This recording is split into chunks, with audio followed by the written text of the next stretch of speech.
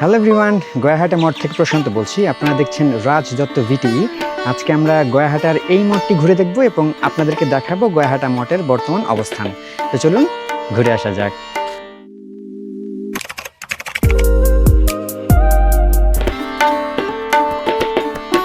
বাংলাদেশের টাঙ্গাইল জেলার নাগরপুর উপজেলার গয়াহাটা ইউনিয়নে অবস্থিত একটি প্রাচীন ঐতিহাসিক স্থাপনা এবং সুউচ্চ সমাধির সৌধ হচ্ছে এই গয়াহাটা মঠ। এটি ঊনবিংশ শতকের শেষ ভাগে জমিদার কালীকুমার সেন চৌধুরী কর্তৃক তার মা উদয়তারা চৌধুরানীর স্মৃতি রক্ষার্থে তার সমাধির ওপর নির্মাণ করেন। স্থানীয় মানুষের কাছে এটি মূলত মায়ের প্রতি সন্তানের ভালোবাসার এক অনন্য নিদর্শন হিসেবে পরিচিত।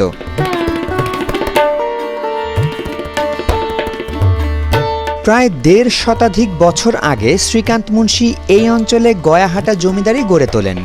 তার মৃত্যুর পর নিঃসন্তান স্ত্রী উদয়তারা চৌধুরানী জমিদারি পরিচালনার দায়িত্ব নেন এবং কালীকুমার সেন চৌধুরীকে দত্তক পুত্র হিসেবে গ্রহণ করেন। মায়ের মৃত্যুর পর কালীকুমার সেন চৌধুরী মায়ের সমাধির ওপর এই সুউচ্চ স্মৃতিসৌধ বা মঠটি নির্মাণ করেন। স্থানীয় তথ্য অনুসারে প্রাচীন এই মঠটির উচ্চতা ছিল প্রায় ৩০০ ফুট। মঠের অভ্যন্তরে শ্বেতপাথরের তৈরি প্রায় ১২০ কেজি ওজনের একটি মহামূল্যবান শিবলিঙ্গ ছিল। ১৯৭১ সালে বাংলাদেশ স্বাধীনতা যুদ্ধের পর তা চুরি হয়ে যায়। দীর্ঘ সময় ধরে সংস্কারের অভাব এবং বিভিন্ন সময়ের বজ্রপাতের কারণে মঠটির ওপরের অংশ ভেঙে পড়েছে। এর নান্দনিক কারুকার্যগুলি বর্তমানে অনেকটাই ক্ষয়প্রাপ্ত এবং একটি জীর্ণ অবস্থায় টিকে রয়েছে।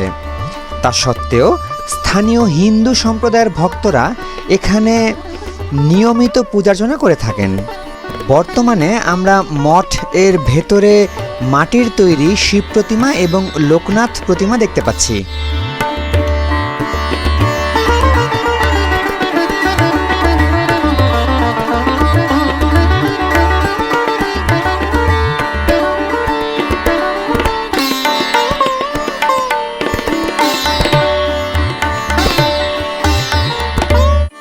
স্থানীয় জনশ্রুতি অনুযায়ী প্রাচীনকালে এই অঞ্চলটি সুপারি উৎপাদনের জন্য বিখ্যাত ছিল। আঞ্চলিক ভাষায় সুপারিকে গয়া বলা হতো এবং তা কেনা বেচার হাট বসত বলে এই অঞ্চলটির নাম হয় গয়াহাটা।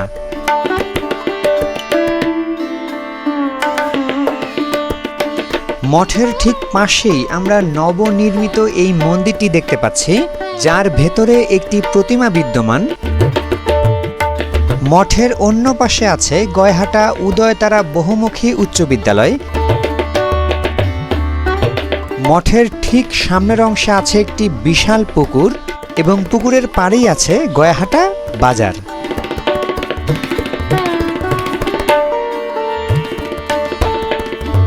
নমস্কার, আমার নাম নারায়ণ চন্দ্র সেন।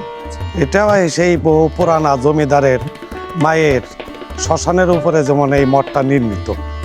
এটা আজ থেকে মোটামুটি প্রায় ১৫০ বছর আগে সেই জমিদারের যেমন মায়ের নাম ছিল উদয়তারা চৌধুরানী। এটা মোটামুটি ১৫০ বছর আগে এটা প্রতিষ্ঠিত হয়েছে। এটা আরও অন্তত উপরে আরও ২৫-৩০ হাত আরও উপরে লম্বা ছিল। এটা তার মাথায় যেমন আরও ৭টা কলসিও ছিল তার উপরেও। এটা ওই বজ্রপাতে ঠাটায় এটা ভেঙে গেছে। হ্যাঁ, এখানে যেমন একটা শিবলিঙ্গ ছিল, একটা বড় একটা বসবন্ধা ছিল। এই দুইটা জিনিস চুরি হয়ে গেছে। সে বড় একটা বসবন্ধা ছিল আর একটা শিবলিঙ্গ ছিল। এটা চুরি হয়েছে মোটামুটি আজ থেকে প্রায় ৩৫ বছর আগে। এটার নাম মূলত এটার নাম হয়েছে হরগৌরী। এটা চৈত্র মাসে চৈত্র সংক্রান্তিতে যেমন এই পূজাটা হয়। এটা ছিল এই মন্দির ছিল না, এটা কালী মন্দির ছিল। এটা টিনের ঘর ছিল এবং এটা কালী মন্দির ছিল। এই কমিটির যেমন সভাপতি আছে, সেক্রেটারি আছে, তারা এটা দেখাশোনা এবং তারা বাৎসরিক অনুষ্ঠান করে থাকে।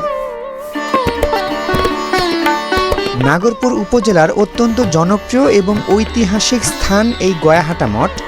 ভ্রমণ পিয়াসীরা চাইলে খুব সহজেই এই মঠ থেকে ঘুরে আসতে পারেন।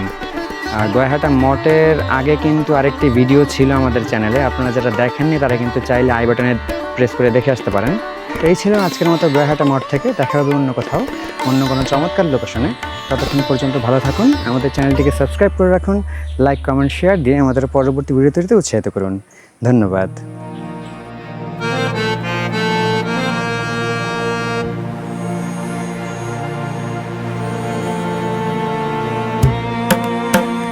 উপজেলা পরিক্রমার এই অংশে আমরা ঘুরেছি টাঙ্গাইল জেলার নাগরপুর উপজেলার বিভিন্ন অংশে।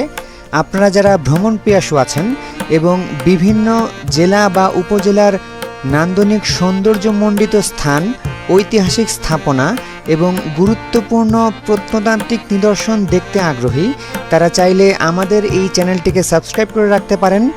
আমরা চেষ্টা করি প্রত্যন্ত অঞ্চল এবং অখ্যাত স্থানগুলোর গুরুত্বপূর্ণ স্থাপনা ভিডিওর মাধ্যমে আপনাদের সামনে উপস্থাপন করতে। আশা করি আমাদের এই ক্ষুদ্র প্রচেষ্টা আপনাদের ভালো লাগবে। ধন্যবাদ।